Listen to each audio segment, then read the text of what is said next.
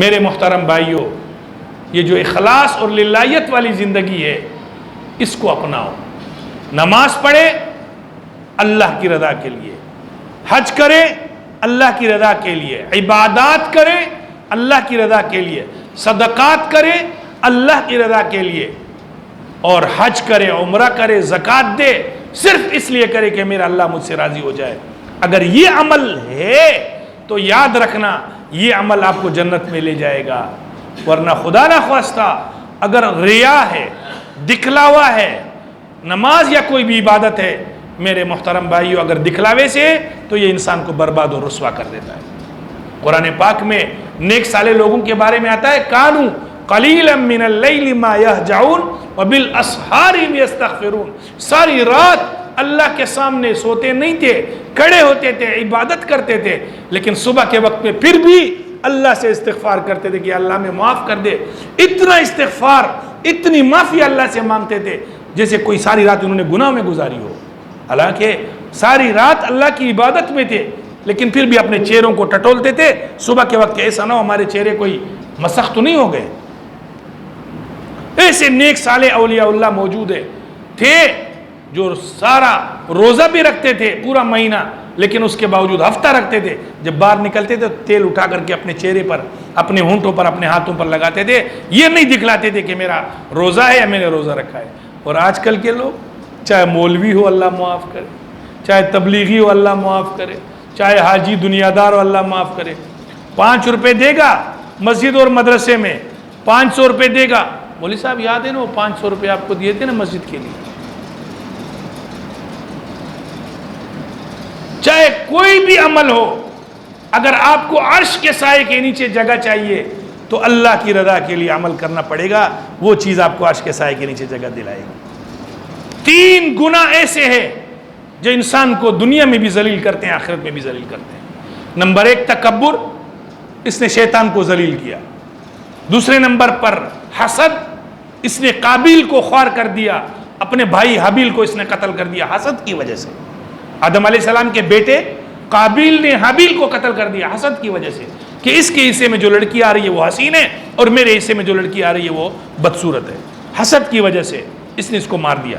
تو قیامت تک جتنے قتل ہوں گے حسد کی وجہ سے قابیل کے کھاتے میں جائیں گے، اگرچہ قاتل کو بھی سزا ملے گی، قاتل کے اوپر بھی گناہ ہے۔ اور تیسری چیز طمع، حرص، لالچ، یہ بھی انسان کو رسوا، اور یہ 3 چیزیں جب مل جاتی ہے تو انسان کو یہ ہلاکت میں ڈال دیتی ہے۔ اس لیے میرے محترم بھائیوں، تکبر سے اپنے آپ کو بچائیں، بڑائی سے اپنے آپ کو بچائیں، اور حسد سے اپنے آپ کو بچائیں۔ کسی کو اگر اللہ نے عمل دیا، نیک کوئی کردار دیا، کوئی مقام دیا ہے تو یہ اللہ کی طرف سے دین ہے۔ اور یاد رکھنا جو آدمی نیک صالح ہوگا اللہ اس کو دین میں چلائے گا، اللہ اس سے دین کے کام لے گا۔ جو اخلاص کے ساتھ کام کرے گا اللہ اس کو دین میں ترقی نصیب کرے گا، اور جو ریا اور نمود اور دکھلاوا کرے گا اللہ اس کو دنیا کی جھنجھٹوں میں ڈال دے گا۔ اللہ پاک میری بھی حفاظت فرمائے، آپ کی بھی حفاظت فرمائے، اور اخلاص اور للہیت والی زندگی اللہ رب العزت ہم سب کو نصیب فرمائے۔ عبداللہ ابن مبارک بہت بڑے محدث اور امام گزرے ہیں۔ ان کے والد مبارک ایک باغ میں امام ہے، ایک باغ میں نوکر ہے۔ باغ کا مالک ایک دن آیا، بولا اے مبارک کوئی مجھے پھل کھلا۔ اس نے پھل لایا اور کاٹ کر کے دیا۔ مالک نے جب کھایا بولا یہ تو کڑوا ہے، یہ تو کٹا ہے، یہ تو میٹھا نہیں ہے۔ بولا دوسرا لیا۔ اس نے دوسرے درخت سے کاٹ کے لایا، اس نے وہ کھایا کاٹ کر، بولا یہ بھی تو میٹھا نہیں ہے۔ 2-4 درختوں سے لانے کے بعد اس نے کہا یہ تو میٹھا ہے نہیں، تجھے ابھی تک اتنا پتہ نہیں ہے، 3 سال ہو گئے تجھے یہ علم نہیں ہے کہ کون سے درخت کا پھل میٹھا ہے اور کون سے کا کڑوا ہے۔ تو مبارک نے فرمایا اے مالک، آپ نے مجھے باغ کی رکھوالی کے لیے رکھا ہے، آپ نے مجھے پھل ٹیسٹ کرنے کے لیے نہیں رکھا ہے کہ میں درختوں کے پھل ٹیسٹ کرتا رہوں، کھاتا رہوں، دیکھتا رہوں کون سا میٹھا ہے کون سا۔ یہ ہے امانت، یہ ہے اخلاص، یہ ہے اللہ کی رضا۔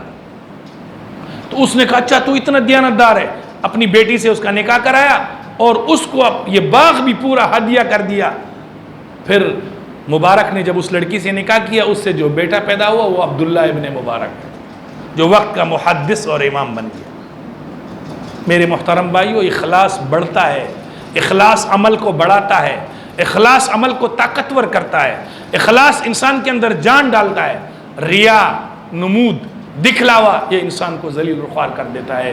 قرآن کی آیت پڑھ کر کے اپنی بات ختم کروں گا۔ اللہ نے فرمایا اپنے حبیب امام الانبیاء خاتم النبیین سب کہیں صلی اللہ علیہ وسلم کو، پیارے پیغمبر ان کو کہہ دو، اعلان کر دو، قل ان صلاتی ونسکی ومحیای ومماتی للہ رب العالمین، فرما دیجئے اللہ میری عبادتیں، میری قربانیاں، میرے اللہ کے راہ میں صدقے اور خیرات کرنا، میرا جینا مرنا اللہ تیرے لیے ہے۔ تو جس کا یہی عقیدہ ہو، یہی نیت ہو، اس کے اعمال انسان کو زندگی اور جان ڈالتی ہے۔ اللہ رب العزت ہمیں اخلاص للایت والی زندگی نصیب فرمائے۔